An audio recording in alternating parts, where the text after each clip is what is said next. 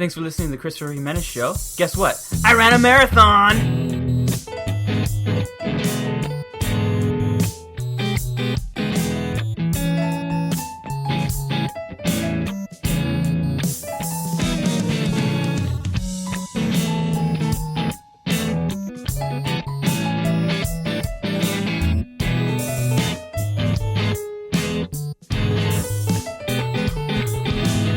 Welcome to the Christopher Jimenez Show. This is episode number 37. Thank you for listening. And yes, as you could have heard from the intro there, I did run my first marathon this past week, and that's exactly what this whole episode is going to be about. And now, the one thing, I'm going to jump up on my soapbox here. I do have a guest today. It's my wife who ran it with me, or who dragged me along, I should say, to get this done, this crazy thing done. And I've never thought that I would ever even want to run a marathon, but now that I've completed it, I feel pretty good about myself. I feel pretty happy. It's a real big accomplishment, even if we didn't like do it in like record time or anything. We just kind of completed it and tried to preserve our knees. But that's good too. But one thing, and jumping on my soapbox here, while we were loaded into the corrals, I believe it was actually for the full marathon. You're packed in there like sardines. You can't help but hear what everybody's saying around you, and kind of sometimes you laugh, or sometimes you chuckle to yourself about what they're saying. But this one person kept complaining about their friends and family and coworkers. They're like, oh, they keep asking me, when's your next marathon? And I tell them, and then they ask, oh, how long is this marathon going to be? And I keep telling them every single marathon is always going to be 26.2 miles. It's never any more, never any less. If it's less, it's not a marathon. If it's more than a marathon. And I just, it's not that what she said or wasn't accurate or wasn't true, because it is 100% true. 26.2 is a marathon. Anything more than 26.2 is more than a marathon. Less than 26.2 is not quite a marathon. It's a half or 3/4 or whatever. But it just, sometimes you forget it, or sometimes as you're getting better and better and better at these events, you start forgetting where you were and how blessed you are to even be where you are, to even be able to train, to have, maybe lost some weight, or to maybe have built some strength in your legs or an endurance in your lungs, and get kind of cocky, and it felt like this girl was really like kind of mean to those people who are trying to support her, trying to talk to her about her interests. Sometimes you can be pretty obnoxious as a runner, and all fit all the time, and all talking about how many miles you ran recently, and other people are like, well, I just ate a hamburger, and they feel bad about themselves maybe. It was just something that kind of struck me as a little arrogant, and maybe we watch as runners, and I'm assuming that if you're listening to my podcast, I know I talk mostly about running, so you're probably into that. So it was just a reminder of where I've been, where I am, and be appreciative to those people who support you in what you do. So anyway, this past weekend we did participate in the Disney's Marathon Weekend. And I'm going to introduce my wife. My wife's name is Erin. You can follow her at Storybook Erin on Twitter. She runs the blog astorybooklife.us, and she's on Facebook as A Storybook Life. So, welcome, Erin. Hello. That was her saying hello if you didn't hear it. Well, we went, like I said, we participated in Marathon Weekend. We paid for my daughter to watch the kids' races. From the mat. She was terrified of Mickey. She loved Mickey the first time we went up to Disney. She was kind of okay with Donald during the Twilight Zone Tower of Terror 10-miler run weekend. So she did participate in the kids' race. Then we thought she was going to be excellent, but she kind of petered out a little bit. She had fun looking at the kids. It was kind of cold. I think it was the wind chill. It was like 30 degrees. She's from South Florida. It was quite cold. Yeah. She was also pretty intimidated by Mickey. Yeah. But, I mean, it was fun. She gets her t-shirt, she gets her medal, and she was proud of herself for being cute, I guess. And then after that, it was all business, right? We had to get ready, we had to get hydrated and ready for the half and the full. We completed the half marathon on Saturday. That would be January 10th. We did it in 3 hours and 21 minutes, preserving our legs, trying not to go too hard, because the next day, same time, different day, Sunday, the 11th, we went out and ran the full marathon in 7 hours and 1 minute. Of course, that means when you do the half and the full back-to-back on that weekend, you get a third medal, and that's called the Goofy Challenge, where you run 39.3 miles in one weekend. We did it. We have the t-shirts to prove it. They say, I did it, across the top. And they have a map of where I ran, where we ran on the back. So, how did you feel after the half? After the half, I actually felt very sore and tight. I was kind of nervous, so I did some foam rolling and some yoga to get all stretched out and ready for the next day. Well, I did the same, and actually, personally, I felt like really, really good after the half. I felt like, the half flew by. I felt like I was a lot faster than I was, but I felt like it was a really, really fun run. We kind of went out a little bit fast, according to our stats. Of course, we had to stop to use the bathroom, which took up some of our time, but then we got going again. And one of the complaints I have sometimes is that when you run through Cinderella's castle, it kind of stops up, and you don't really run through the castle. You kind of just meander. But that's not cool. What did you think about the full then? The full, I actually felt really good after. I think I was just kind of had that runner's high from completing a marathon, and I don't know if Chris has talked about this, but I'm 5 months pregnant, so any running that's right. that I've been able to do has been, such a blessing, and to be able to do the Goofy Challenge was just it was so exciting. So I don't think I was sore, just because I was so excited to accomplish that, which I didn't ever imagine I would ever be able to do. Yeah, I was definitely relieved at the end of it that we finished, and we finished pretty strong. I definitely was sore. I felt physically obviously more tired after the full.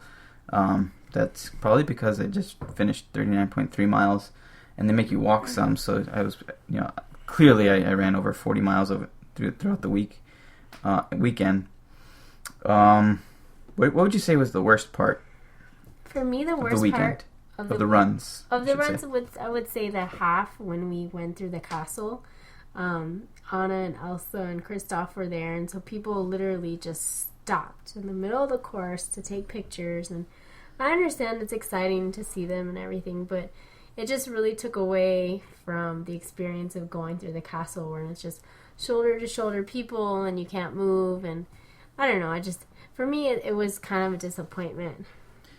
Yeah, for me the worst part was being loaded in those corrals like an hour, maybe sometimes hour and 15 minutes before even starting the first wave of runners. They load you into the corrals. It was 40 degrees with the wind. I was freezing. I was cold. I was tired. I fell asleep standing up. And yeah, he did. Almost fell on somebody. It was terrible. And I mean, that was the worst part. And you get loaded in the corral so that you can hear Run Disney commercials. Here's the next run. Sign up as soon as you get. You know what the best thing you can do after running a full? Signing up for your next run. Hey, we got one opening up. It just so happens. So that I felt like was the worst part. Like, that was just torture. I was just like, let's get started. You don't need an hour and a half of standing in a corral, getting frozen, before starting a really long run. In fact, I would rather have done that walk and kind of gone, felt like that would have been better for my body. So, that was pretty negative, but what was the best part? There's nothing like crossing that finish line and I think a close second to crossing the finish line was when we made it from the marathon and we made it from Hollywood Studios onto the boardwalk.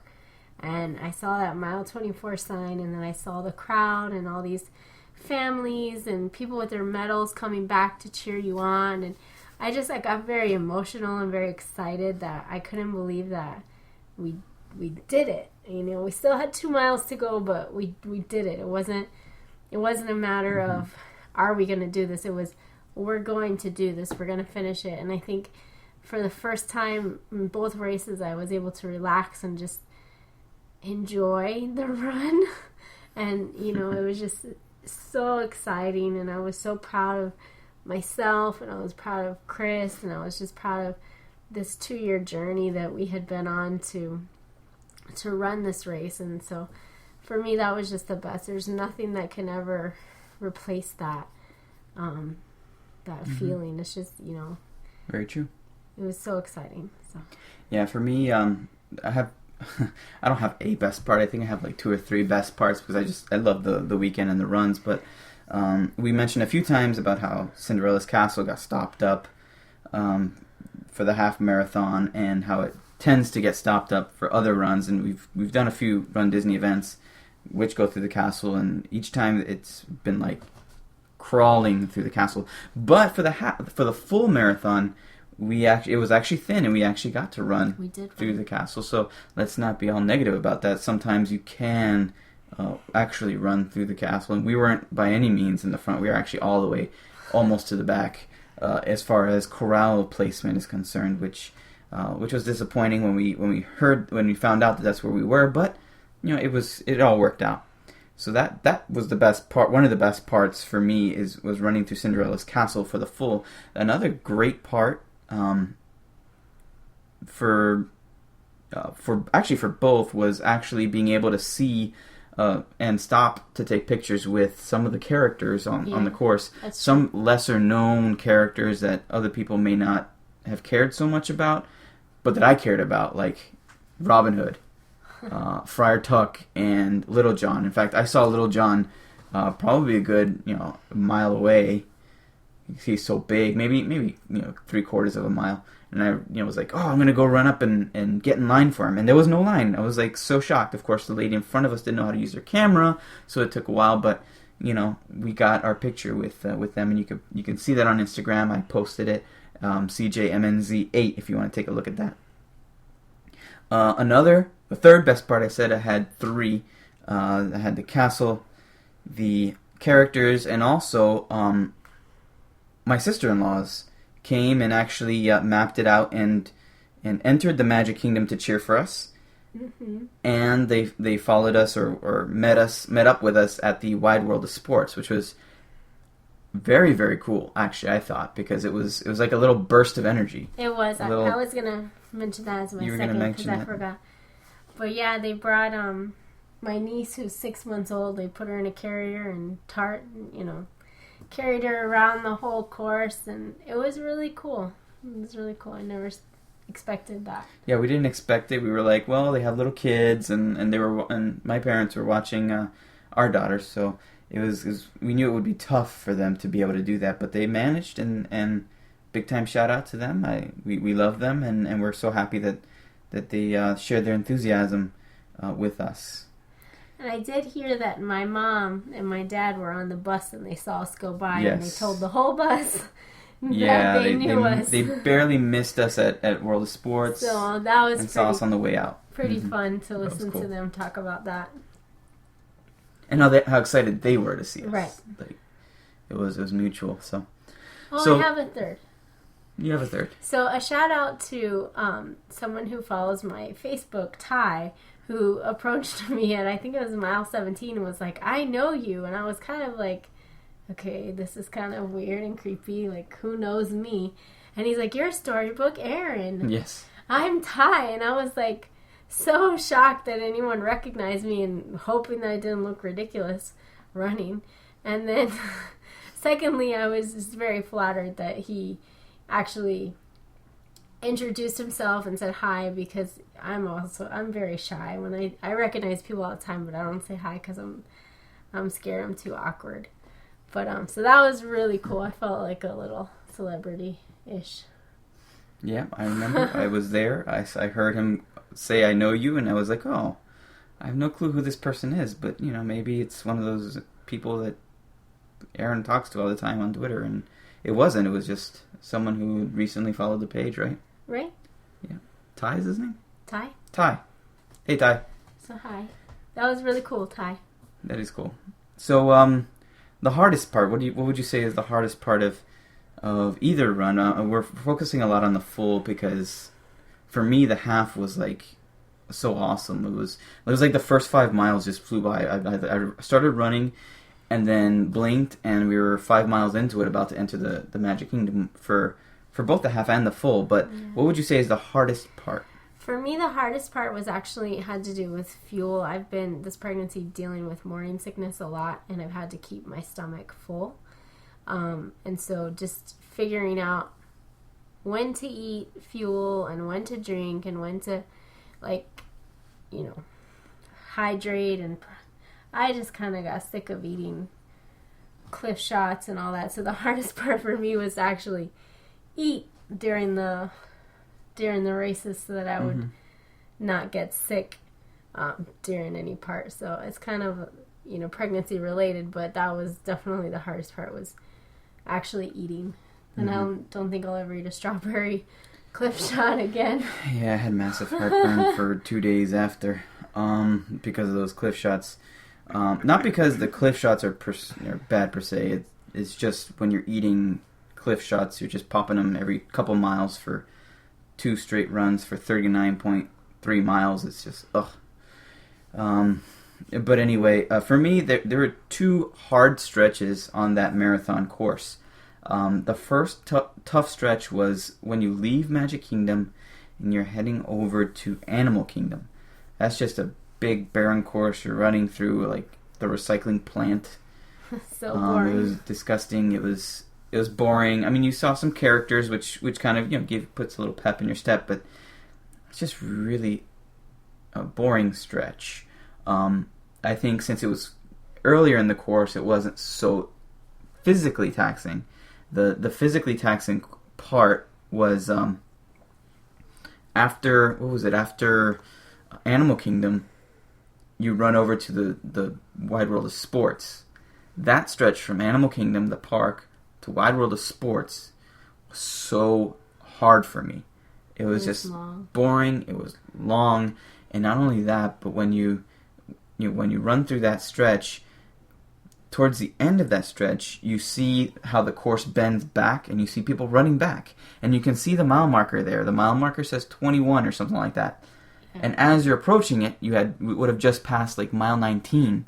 So you know that you're going to... 17. Or 17, something like that. And you know that you're going to go into this sports complex and you're going to run like 5 or 6 miles in there before you actually come out.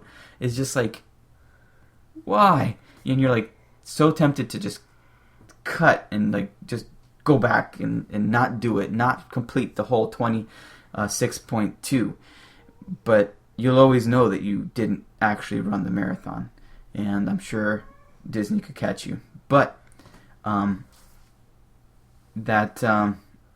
we pressed through and we were able to finish it. Now comes the time for just a few tips if you're planning on running the half marathon or the full marathon or the Goofy Challenge. We have a few tips for you, at least I hope we do, because we didn't exactly write them down, so we're just kind of talking off the top of our heads here. So, Erin, do you have any tips for half, full, or Goofy Challenge? I think one is to really, really trust your training. If you're training with the run-walk method, stick with the run-walk method. If you're training with just run until you can't run anymore, stick with that, because it's so easy to get, wrapped up in the excitement of the event or what other people are doing, and then it's not good. I experienced that in a half recently where I didn't stick to my training and we were almost the exact last people to finish. So trust your training, trust what you've been doing, and you'll do great. Yeah, I agree, of course, and I would also say fuel is very important, especially if you're running the Goofy Challenge. And I'm sure this applies also for Dopey and those other crazy challenges that Run Disney puts together, where you have to run like every single day. It's really physically taxing. The worst part, I mean, I wouldn't even so much say are the miles, although that is pretty tough. But it's also like you're waking up at 3 a.m. every day, like each day for however many days you're racing. It's a early morning. You got to get your rest. You got to make sure you're not just sitting around during the day. You have to walk some. You have to recover. Compression is good. Make sure you pack plenty of that. Plan your outfits accordingly. Make sure you're eating enough. Make sure you're eating early throughout the course so that you can be strong and continue strong, and finish strong. The last thing I would say as a tip, pro tip, I would say is for bathroom break. The best bathroom break on any course that runs through Cinderella's castle is right after the castle. Right after the castle, every single one that goes through Cinderella's castle will turn off, and this is of course of course it's Cinderella Castle, so it's going to be in Walt Disney World. Duh, what am I saying?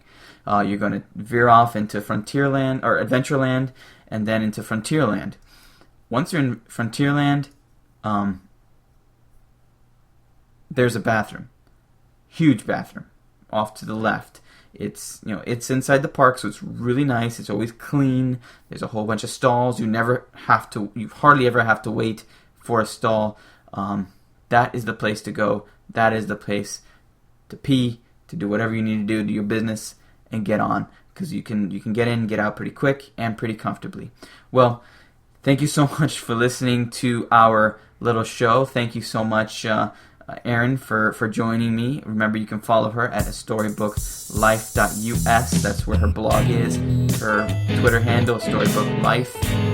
Follow us on Instagram. My handle is CJMNZ8. That's where you'll see some pictures of the marathon of our medals, all 3 of them. And thank you so much for listening to our little podcast. Have a good one.